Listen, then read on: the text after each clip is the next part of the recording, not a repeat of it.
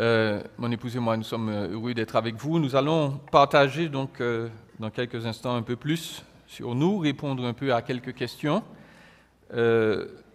Mais avant cela, donc, je voulais passer un peu de temps avec vous et non seulement regarder la parole de Dieu que vous avez là sous les yeux, et puis aussi vous donner quelques mots de témoignage me concernant, puisqu'on ne se connaît pas bien encore. Je vais prier juste 30 secondes et puis donc je vais vous donner mon témoignage et puis on va regarder notre texte aussi là ce matin, en même temps. Prions. Seigneur, bénis ta parole, qu'elle puisse agir dans nos cœurs et que nous soyons en contact avec toi, que nos esprits, Seigneur, soient toujours touchés par ce que tu as à nous dire. Et alors que ton glorieux évangile est exposé, que nos cœurs soient sensibles, renouvelés, et qu'ils aient envie aussi de donner goût aux autres, de te connaître, de t'aimer, de te servir. Exauce-nous, nous t'en prions. Au nom de Jésus. Amen. Voilà, pour ceux qui ne me connaissent pas, je m'appelle Jean-Élie Moulin. Je suis né il y a 43 ans de ça sur l'île de la Martinique, dans une famille que l'on qualifierait de chrétienne. Donc, mon père est pasteur, ou était pasteur à cette époque. Il est à la retraite maintenant. Et ma mère était enseignante en français au secondaire. Et elle est, elle aussi, à la retraite. Il se balade partout pendant que moi, je travaille. Mais ils l'ont mérité. J'ai un petit frère. Je le précise, c'est mon petit frère, au cas où, quand il viendra, il essaie de vous dire que, comme c'est lui le plus grand et le plus beau, il est forcément l'aîné, mais c'est faux, c'est moi. Il s'appelle Brice, il est marié donc à Christelle. Mon père s'appelle Paul, comme l'apôtre, et puis ma mère s'appelle Gabi. On était une famille heureuse, tranquille, on n'avait pas de grands moyens, mais surtout nous avions le Seigneur Jésus. Et ça, c'était sans doute le plus important. Quand j'avais 1 an et demi, mon père a reçu l'appel d'implanter une église dans le quartier où il se trouvait, le quartier où il a grandi. Donc il était déjà pasteur assistant dans la première église baptiste de la Martinique. Et il a reçu donc cette conviction qu'il devait implanter une église parce qu'il n'y avait qu'une seule église baptiste et il n'y en avait pas encore beaucoup d'autres. Donc il a reçu cet appel d'implanter l'église et avec une bonne partie de sa famille et quelques amis. Ils étaient 20 au début, incluant les enfants, je précise, donc ils étaient très peu. Ils se sont lancés donc dans cette aventure ensemble. Et puis, donc, le Seigneur a béni. Après plus de 30 ans, l'Église a maintenant, elle est à peu près de la même taille que votre assemblée. Nous sommes partis, il y avait environ 250 membres, environ 300 le dimanche matin. Donc, j'ai grandi entouré de cette ambiance de chants, de versets et de chrétiens fervents qui étaient zélés, qui évangélisaient beaucoup. J'avais conscience de l'existence de Dieu. En fait, j'en étais même certain. Je croyais fermement que je n'étais pas arrivé sur terre par hasard, que Dieu existait. Et puis, je le suis toujours un peu d'ailleurs, très paresseux, et je me suis dit, bon, tu sais que Dieu existe, ça suffit. Tu n'as pas besoin de plus. Et ce n'est pas que l'on ne prêchait pas la repentance et la conversion dans notre assemblée, mais je pense que jusqu'avant donc, cette période où je me suis repenti, ces messages ne me faisaient absolument rien du tout. Et puis, il faut avouer que la vie était belle. En Martinique, il fait chaud tout le temps, il n'y a pas d'hiver. Moins 20, on ne connaît pas. Il y a la plage, il y a les amis, il y a de la bonne nourriture. Que demander de plus? Et Dieu merci, Dieu ne s'est pas contenté de cela. Donc dans mon enfance, j'avais 10 ans, lorsqu'il s'est produit un changement radical. Je pense que c'est un message que mon père a prêché, mais je ne me rappelle pas du tout duquel. Je me suis réveillé, c'était le 2 janvier 1989, j'avais 9 ans et demi, et je me suis levé avec cette certitude que la vie n'était plus belle, avec cette certitude que je n'étais pas en relation avec Dieu du tout.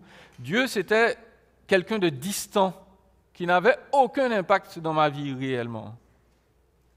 Et pire que ça, j'ai réalisé que, entre guillemets, mon statut d'enfant de pasteur, de garçon très gentil, qui faisait ses devoirs, qui apprenait ses versets, qui chantait ses cantiques, tout ceci n'était aucunement suffisant pour plaire à Dieu. En fait, j'utilisais cela comme une carapace pour me taper l'épaule en me disant que j'étais un gars sympathique. Après tout, je suis très gentil, j'obéis à mes parents, je suis un gars bien. Mais ce matin-là, tout a changé parce que j'ai réalisé que je n'étais pas bien du tout. Que j'utilisais même dans mon enfance mes connaissances bibliques pour me dire que j'étais meilleur que les autres, alors qu'en fait, devant Dieu, j'étais condamné. Et j'ai réalisé que si je devais mourir ce jour-là précisément, au lieu de l'accueil que j'attendais, Dieu me rejetterait et me condamnait, ou me condamnerait parce que je n'étais pas le gars bien que je pensais. Au contraire, j'étais quelqu'un d'extrêmement mauvais, sournois, orgueilleux. Et donc, je suis descendu du lit, je suis allé voir mon père, et je lui ai dit de quoi comme « Papa, il faut que tu fasses quelque chose, je vais mourir, je veux être sauvé. » Et il a saisi sa Bible, c'était très tôt le matin, nous sommes descendus dans son bureau, et il m'a lu le texte que Robert, si je ne me trompe pas, nous a lu tout à l'heure. Et je voudrais le regarder juste avec vous quelques instants. Nous sommes dans Luc 15, à une époque où Jésus commence à rencontrer de l'opposition de la part des leaders religieux de son époque.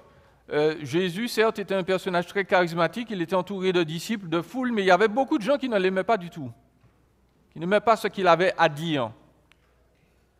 Et lorsque, en particulier, on s'est aperçu que les fréquentations de Jésus, c'était les péagers, c'est-à-dire les collecteurs d'impôts, les traîtres à la nation, et puis les pécheurs et pécheresses, autrement dit prostituées, ivrognes, etc., eh bien, les pharisiens, les scribes, les gens bien pensants, murmuraient et disaient, au chapitre 15, verset 2, « Celui-ci accueille des pécheurs et il mange avec eux. » Donc on n'aimait pas Jésus, on n'aimait pas son enseignement, on n'aimait pas son attitude. Et Jésus donc donne 3 paraboles, 3 histoires pour leur faire réfléchir à leur situation et à la situation des individus en général devant Dieu. Et ces 3 histoires augmentent en intensité. On parle tout d'abord de brebis perdues, ça vaut une certaine somme. Après, on parle de pièces d'argent, de drachmes perdus, donc là aussi, c'est des sommes importantes. Et là, il y a un lien sentimental, parce que la femme qui a perdu ces pièces-là, eh bien, c'est peut-être sa dot. Et Jésus dit à chaque fois, il répète ce refrain, « Il y a plus de joie dans le ciel pour un seul pécheur qui se repent, et notez bien ce qu'il dit après, que pour 99 justes, qui n'ont pas besoin de repentance. » Et là, il faut réfléchir. Est-ce que vous connaissez quelqu'un qui n'a pas besoin de repentance? Et donc, Jésus arrive à cette parabole-là, à la fin, cette histoire pour vous faire réfléchir, et là, l'intensité, le poids émotionnel est plus fort. Il parle d'un homme qui avait 2 fils. Et là, c'est lourd. Là, on parle de ses enfants. Vous savez que les parents sont prêts à tout pour leurs enfants. Et en particulier, donc, cette histoire est appelée souvent le fils prodigue. Le mot prodigue veut dire, d'un côté, qu'il a vécu justement une vie d'excès, une vie d'exagération, une vie souillée. Et puis, il faut savoir que le mot prodigue veut aussi dire simplement généreux. Et donc, j'ai appelé cette parabole, plutôt que le fils prodigue, je l'ai appelé le père prodigue, parce que le vrai héros de cette parabole, j'ai envie de vous dire, ce n'est pas le fils, mais c'est le père. Regardons-la très rapidement. Vous connaissez cette histoire, ceux qui sont là depuis longtemps. Jésus nous a parlé d'un homme qui avait 2 fils et le plus jeune lui a dit « Écoute, mon père, donne-moi la part de la fortune qui doit me revenir. » Et là, il faut s'arrêter immédiatement. Parce qu'en Occident, la chose ne va peut-être pas forcément nous gêner. Si un enfant dit à son père « Écoute, j'aurais bien aimé que tu me donnes un peu de bien, etc. » Bon, peut-être que ça ne va pas nous offenser. Mais dans cette culture-là, cela ne se fait pas.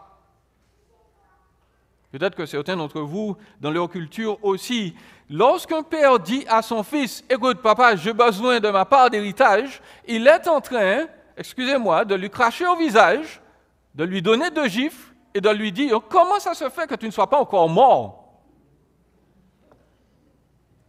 Parce que j'ai besoin de mes sous. Et tu es encore vivant, tu es l'obstacle entre toi et mon argent. »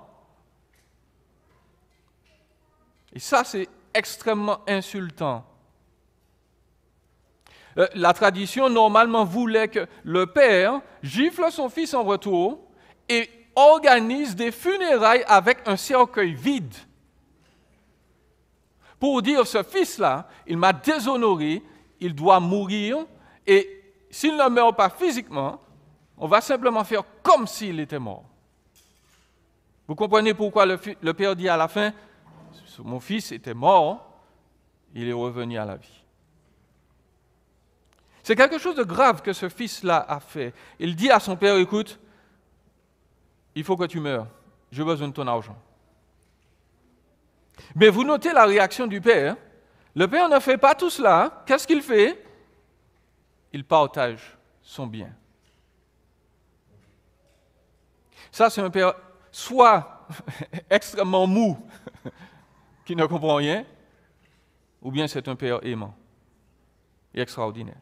Et donc, il partage son bien, et puis le fils, bien entendu, vend tout cela, parce que les biens, ce n'était pas forcément de l'argent, c'était sans doute des champs, des animaux. Donc, le fils vend tout cela, il se ramasse son pécule, et puis il part vivre sa vie. Et vous imaginez quel genre de vie il a mené.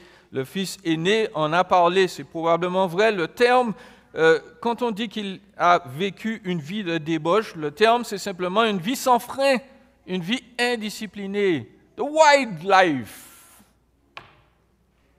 des parties tout le temps, des femmes, des amis, de la bonne nourriture. La vie que beaucoup de jeunes veulent mener. Et puis aux Antilles, on dit, après fête, c'est gratter tête. Après le party, il faut se gratter la tête parce que, bien entendu, ce style de vie-là ne rime pas avec économie. Et bien entendu, lorsqu'il y a eu un coup dur, la famine arrive, ce jeune homme est réduit à se vendre lui-même pour avoir de la nourriture. C'est vautré dans l'immoralité, il en arrive à être aussi élevé qu'un esclave. Il est non seulement abaissé en termes financiers, mais il est aussi souillé moralement, il est souillé rituellement, parce que pour les Juifs, se retrouver en territoire païen, c'est quelque chose. Se retrouver en présence de porcs, c'est autre chose. Et il atteint le fond du fond quand il se retrouve au même niveau que les bêtes, et même pire, parce que les bêtes mangent avant lui. Vous notez, il doit donner de la nourriture aux cochons. Il aurait bien aimé manger la nourriture des cochons, parce que forcément, normalement, on vous paye après que vous ayez travaillé.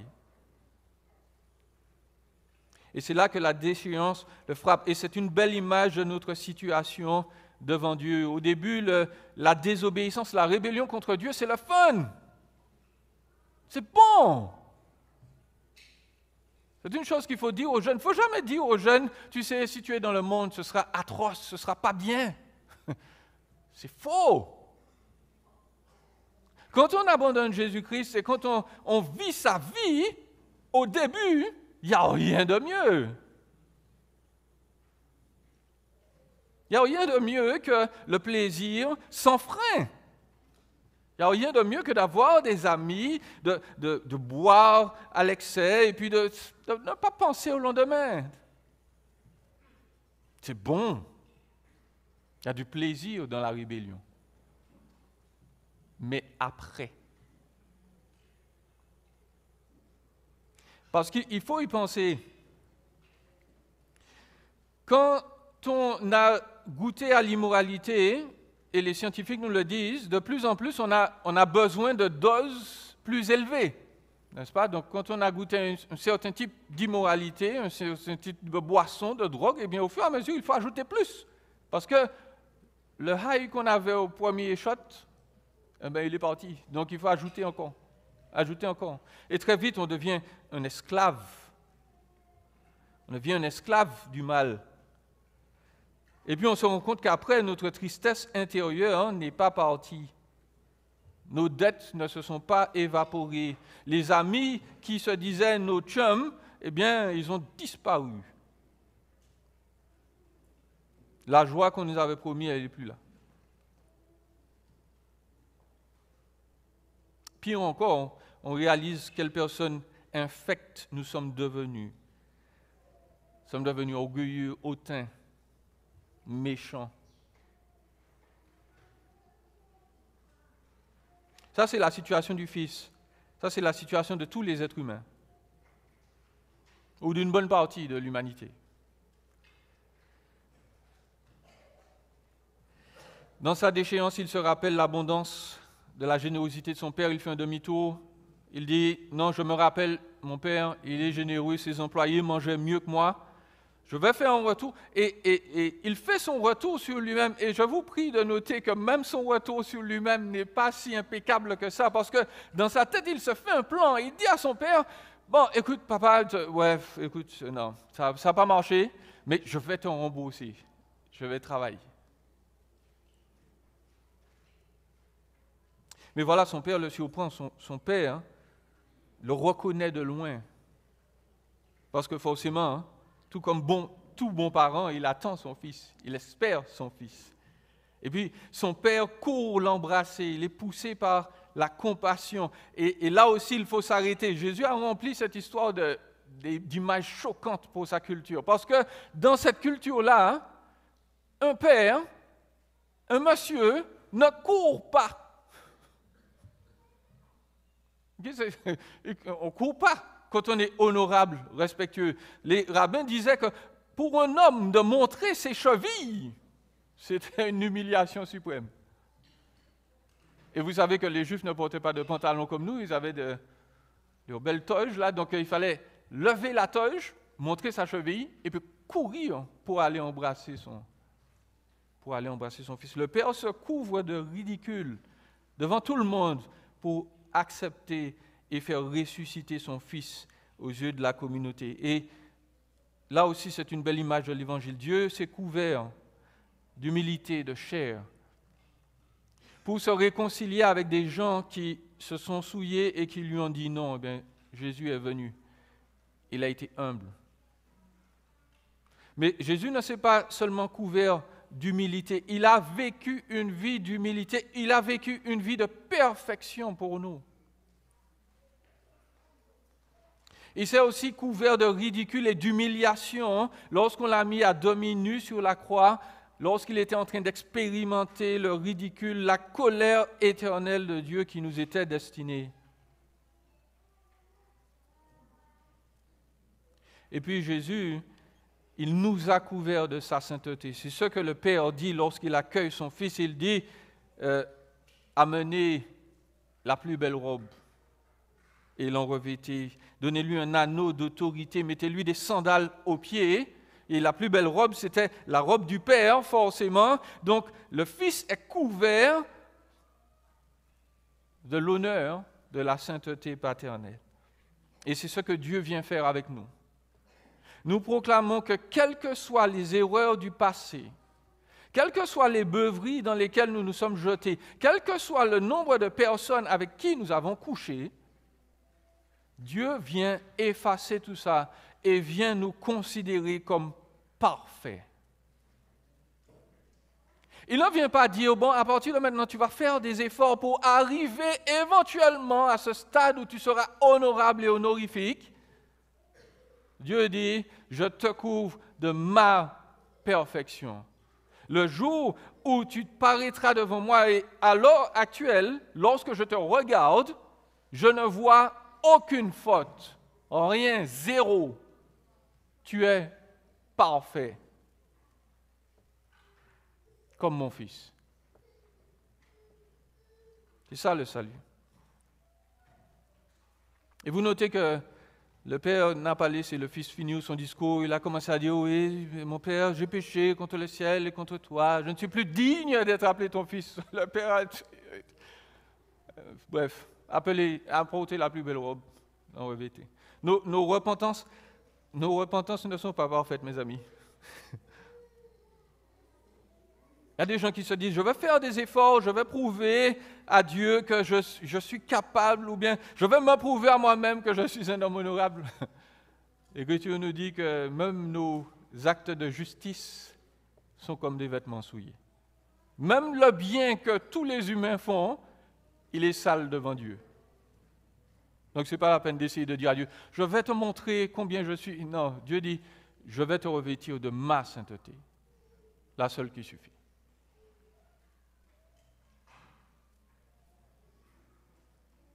Et ce qui est important, c'est qu'il nous faut croire cela.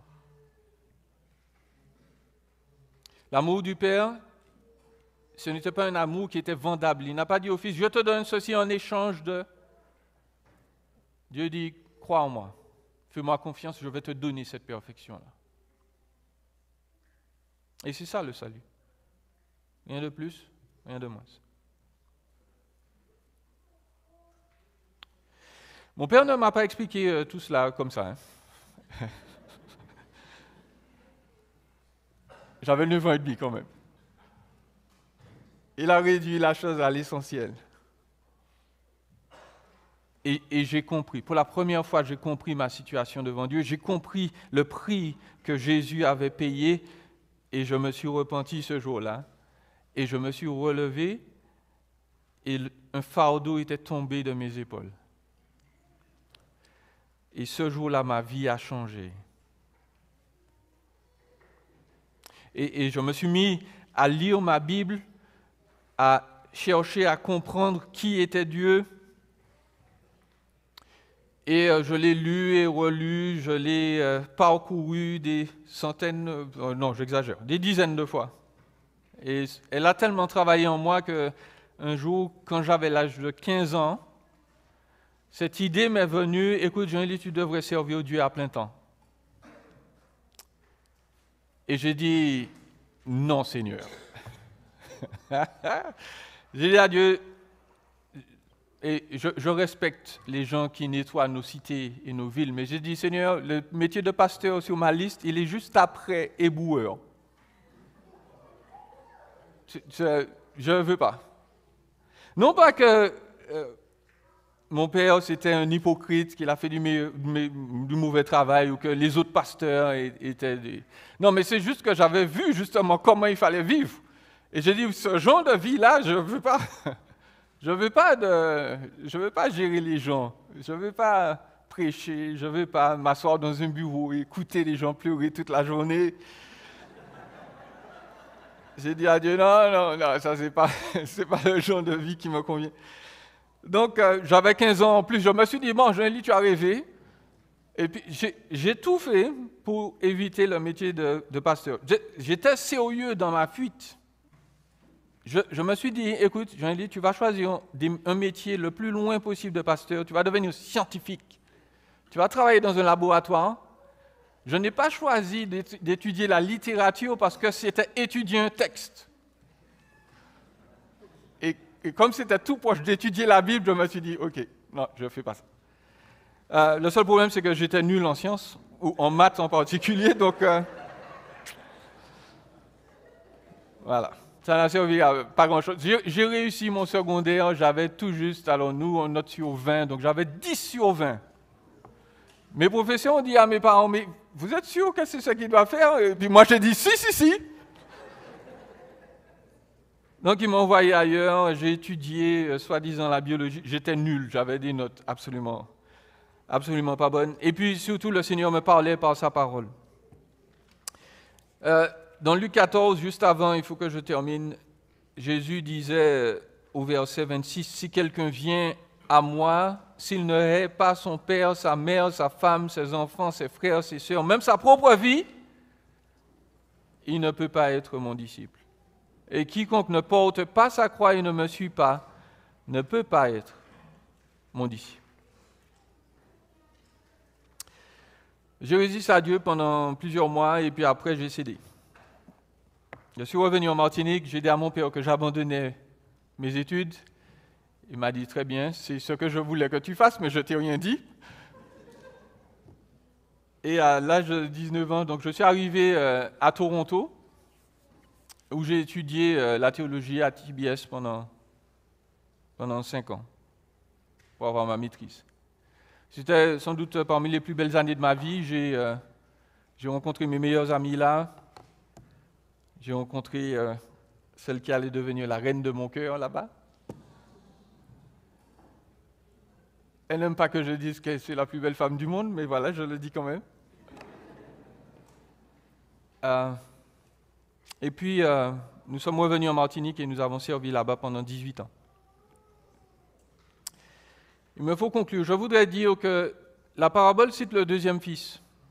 Le deuxième fils regarde son frère rentrer et la seule chose à laquelle il pense, c'est qu'il est énervé parce que son père lui apparaît tellement pingre, tellement strict, tellement méchant.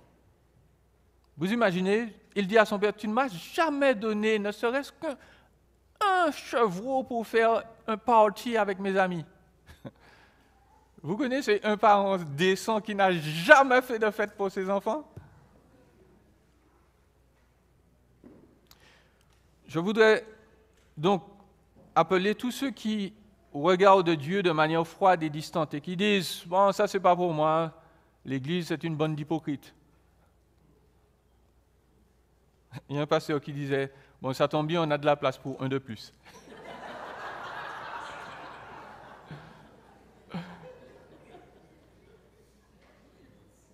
Parce que l'aîné, là, c'est les personnes qui jugent les autres et qui disent « Bon, tu peux représenter certaines personnes religieuses qui regardent d'autres vivre et dire « Oh, il n'est pas fréquentable. » Mais l'aîné représente aussi toutes les personnes qui jugent, les gens qui suivent Jésus et qui disent « Bon, ça c'est du grand n'importe quoi, ça. Jésus, tu as besoin d'une béquille encore pour vivre. Je n'ai pas besoin de Jésus. Je suis bien meilleur que cela. » Le père sort et il dit à son fils « Viens, entre. » Et la parabole se termine là. On ne sait pas s'il est entré. Et moi, j'ai envie de vous dire, Jésus vous appelle. Jésus vous appelle et vous dit, viens, entre. Ne juge pas, viens. Je vais t'accueillir, je vais te pardonner, je vais t'accepter. Alors, entrez, parce que Jésus change la vie pour de vrai. On va terminer par la prière. Seigneur, merci pour la vérité de ta parole, qu'elle puisse travailler les cœurs. Que tous ceux qui sont là, Seigneur, puissent avoir cette conviction qu'ils sont habillés de ta sainteté, de ta perfection, que tu ne leur reproches plus rien. Pour ceux qui résistent encore, parle-leur et que ta parole les change. Fais-nous grâce, ô Dieu. Amen.